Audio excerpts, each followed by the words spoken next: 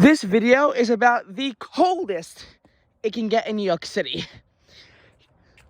While New York might be the worst state in a lot of ways, in terms of winter, it's actually somewhat sparing when you hear about these cold weather incidents in parts of the country, and even in parts of our own state. New York City lies on a border between a humid subtropical climate and a humid continental climate. Fun fact, Fairbanks also lies on a humid continental climate border, but that's on a border with a subarctic climate. So, yeah, we're definitely on a better edge than Fairbanks. Being in this transition zone that New York City and Long Island and the Hudson Valley experience, we get milder winters on average than like other parts of New York and New England.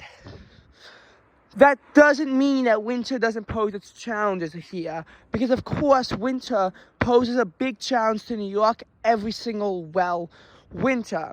We rarely have sparing winters. We had one 3 years ago, but even the ones that are warm and mild usually possess snowy nightmares inside of them. And we're going to talk about one of this in a video. So this video is about how brutal can winter get in New York City. There wasn't really any notably brutal weather this year in New York City last winter, but the winter before that we saw something that's unusual for the area, and that's a 10-inch snowstorm in mid-December. 10-inch winter storms can happen in December. It can even happen in November, but they're very rare to happen, and it was thought to have been historic across portions of southern New York. Binghamton saw their biggest storm on record. We were spared down here, but 10 inches of snow is still a lot, especially for this early into the calendar year, and it's something that's pretty common out of like North Dakota, but for it to happen down here in New York is pretty rare. Then February 2021 possessed a major challenge to New York City. New York City wound up getting dumped with 27 inches of snow. The 8th snowiest February on record was realized for the city, and there were also quite a few casualties during these events in New York City. That being said, it's hard to understand the New Yorkers' problems when you hear about the Arctic blast across the Great Plains, especially the nightmare that went on in the state of Texas.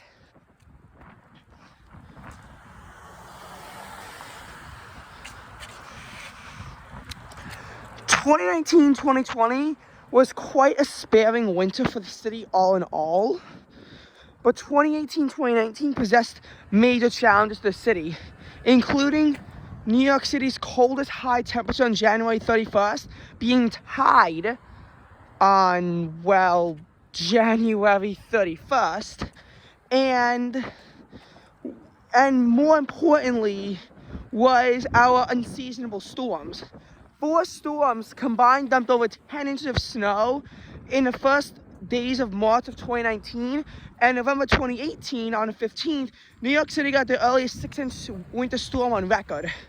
That's common in the upper Midwest, but having 6 inches of snow by that date was unheard of in the city before that, leading to a massive traffic nightmare. And the 2017-2018 story will make you feel like New York is smack in the Midwest. Highs during the infamous cold wave of the late December and early January got into the teens on multiple days, including as low as 13 degrees by the 6th. Temperatures reach as low as about 6 degrees.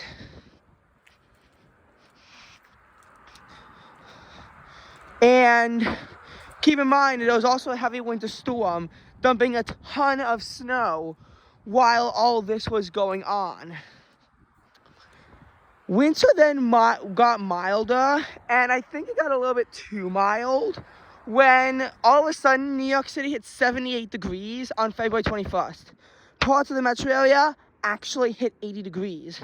But, of course, Long Island gets screwed over by all of this, leading to high temperatures here being constrained in the mid-60s and In some parts of our area, even worse, in the 50s. And because the next spring-like air would not come in until the middle of April, and it wouldn't be consistent until the beginning of May, it was really bad. So New Yorkers had a lot of reasons to gloat over Long Islanders in this warm blast, because the warmth did not penetrate deep into the metro area. But of course, like in the Midwest, this can't hold forever, and March is colder than February. March sees over a foot of snow. A ton of snow from 4 different nor'easters, 2 of which don't even really dump that much snow. We saw heavy snow, we saw thunder snow, we saw practically blizzards. Oh, and then in early April, 5.5 inches of snow fell. Which, while not historic the same way the November one was, this is still the heaviest April storm in the city in 36 years, and it did cause a bunch of disruptions. Despite this, what's more notable about this April in the city was that it was the coldest in 43 years. Some states saw their coldest April on record, and New York State as a whole averaged 5th. Again, an example of New York City being relatively spared in comparison to what the upper Midwest saw, because some places had average temperatures averaged to about 35 degrees. In the city, we were lucky to have them average to over 49 degrees, because that was not widespread in the U.S. in this brutal April. That was in the top 10%. 2016-2017 was relatively sparing on the city until, March. But 2015-2016, so the warmest December led to the second warmest winter on record. So you think it's going to be an easy winter, right? Wrong. New York City saw the heaviest winter storm of all time. 27 inches of snow just dumped on the city. And there were a bunch of deaths due to this storm as well. Then, in mid-February, on the 14th, a record low of -1 degrees was set. This is the first time New York City got below 0 since 1994. And you kept hearing about how it was the coldest since 2004. In 2015's Arctic blast, 2004 was actually a pretty brutal winter as well, especially January. You heard about this in 2004, but 2016 got even colder. And with all these vile temperature swings, it wasn't exactly good for your stomach.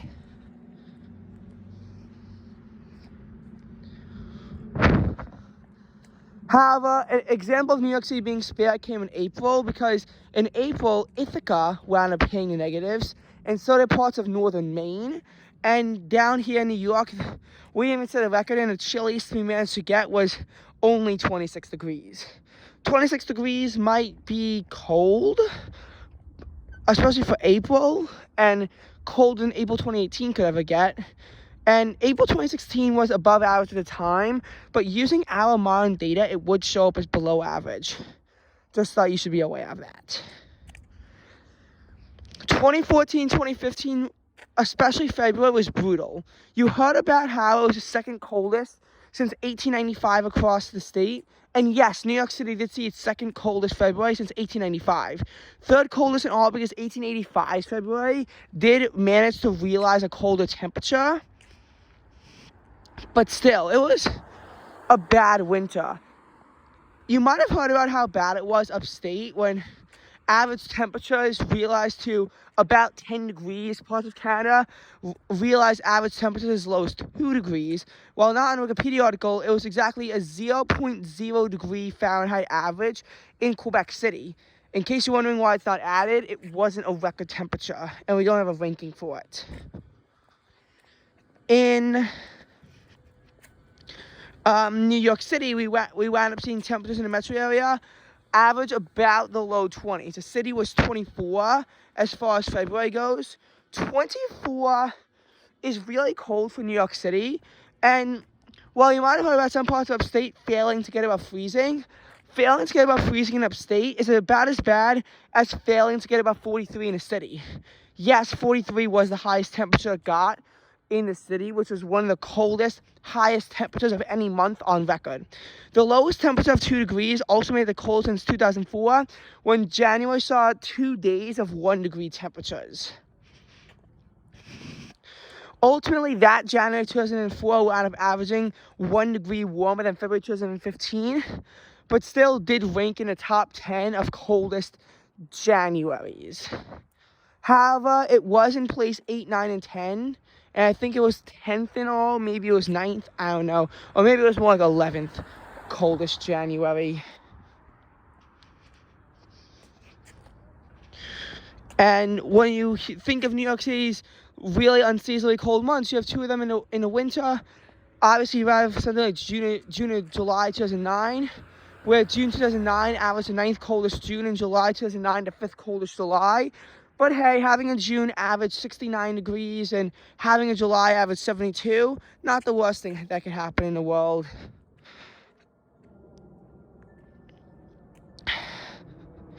So 2013, 2014 was also brutal, but this is a time when New York City was spared from oh God know what happened in the Midwest.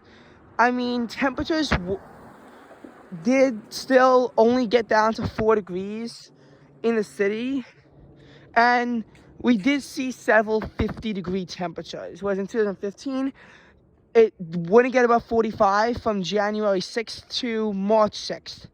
January 5th and March 7th bookended this with 49-degree temperatures. It did hit the 50s on the 4th, but it wouldn't actually hit the 50s in March until the 11th. It hit 59 degrees and was close to being our first 60-degree temperature, but because it didn't happen, the city was forced to wait until March 26th, and most of the suburbs had to wait until April to get a taste of 60-degree weather. It was not an easy winter. 2013, 2014 was one of the coldest winters on record in the West, but here in New York, we fared a little bit better. Although we did see 42 inches of snow in a 30-day period, our snowiest 30-day period on record. So, you know, because the thing is that in February it warmed up a little bit, but then it also got snowy. And then it just got downright cold into the beginning of March, where February 2028 set record lows across a good part of the metro area, though not CPK. February 28, 2015 also had very cold conditions, but it was just like an average day in such a cold February, whereas in 2014 it was different. Because it wasn't an average day in a cold February, it was the coldest day of the month, because it was number 1 colder, and number 2, that February wasn't quite as arctic, and the polar vortex abated a little bit, although temperatures still were over 3 degrees below average. But again, when you hear about what happened in Chicago and even in upstate New York, you'll realize that New York actually was pretty well off during this winter compared to others. 2012, 2013, I think that did completely clobber Connecticut with snow. 2011 and 2012 was a mild winter, but again, with New York City being so warm, it only could allow, again, for 2.9 inches of snow to fall in October. That's common across a good part of the country to see a fair amount of snow in October. So for New York City to only be able to see 3-inch storms in October at max is pretty fortunate.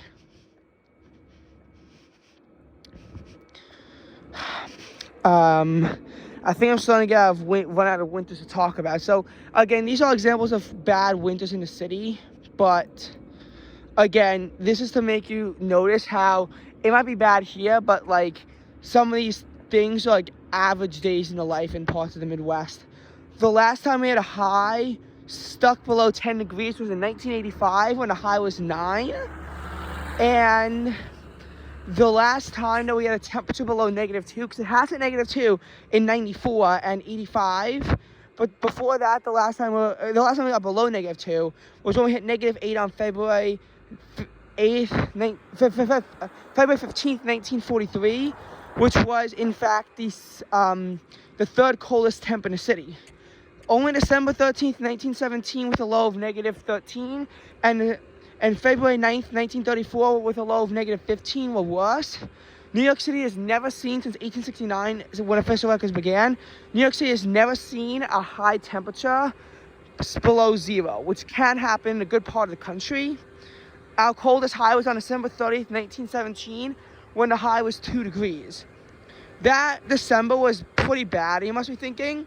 It was the second coldest December on record, 0.1 above the coldest, which was 1936. 1936 realized an average temperature of 24.9 degrees, and it was 25.0 in December 1917. January 1918 will be the coldest January on record. On the heels of this cold wave, I have to go now because this is just getting insane with the noise.